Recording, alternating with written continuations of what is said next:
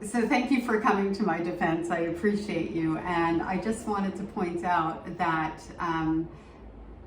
whatever his name, I can't even think of his name right now, Bottleneck Moses, right here, I'm putting this on as an overlay, this comment here, he doubles down on the victim blaming and shaming and then tries to shroud it behind there's something wrong with me because I am not as enlightened as he is.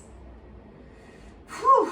Well, I'm enlightened enough to be able to see when there is an abuser in plain sight and somebody who comes after a survivor of abuse who is bringing it into the light out of the darkness and not blaming herself for the things that weren't my fault because I was a child and didn't choose to be abused.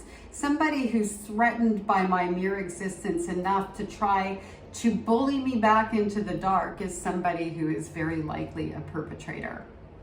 And that being said, for everyone out there who wonders why I give these commenters the time of day, there are two reasons. One I discovered just through doing it, and one I do because I want other survivors and people out there when they are being hurt by somebody's comments, and particularly when somebody insults their intelligence or their character, like being unenlightened and not as far ahead as they are and all of these sorts of things.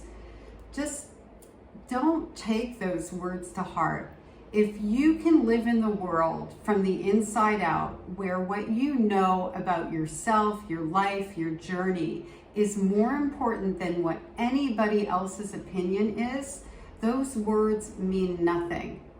And that's why I address them. I want people to see that they're just words. And even though I don't know this particular, maybe I don't know this particular individual, even if he was someone known to me, I would handle it the same way.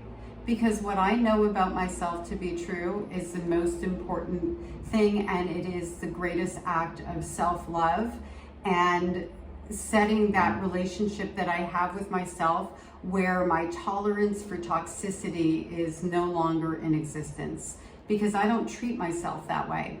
And then the second reason, I used to get comments like this probably 10 times a day.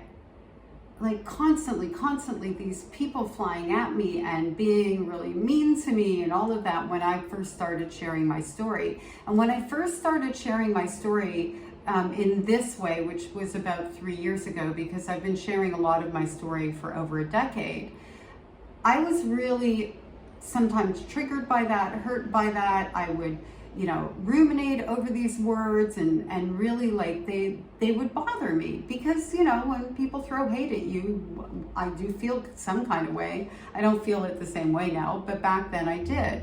So I decided to be constructive, and I also decided not to assume what they meant and just began responding. If I get a comment like this person, I want to be insulting. See, look, that's not constructive. If I get a comment like that coming across the boards now, if it's once a day, that's a lot.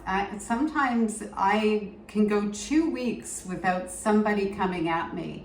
And it just goes to show that when people are scrolling content, people like this who are looking to trigger survivors and cause emotional harm, it goes to show that they are watching how you show up in that moment. And if you show up in that moment, letting them see you sweat, they dig their heels in harder. And that translates into real life as well. So even when we have certain feelings about what somebody is saying to us, especially if we think there's intention behind it, which I care about action, not intention, take a beat and be responsive, not reactive. Don't let other people hijack your emotions, and you're going to have, hopefully, a whole lot less of those kinds of people around because you're boring and no fun to them.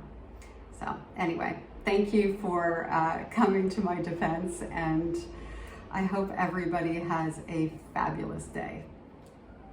Well, not Bottleneck Moses. I wish him the day he deserves.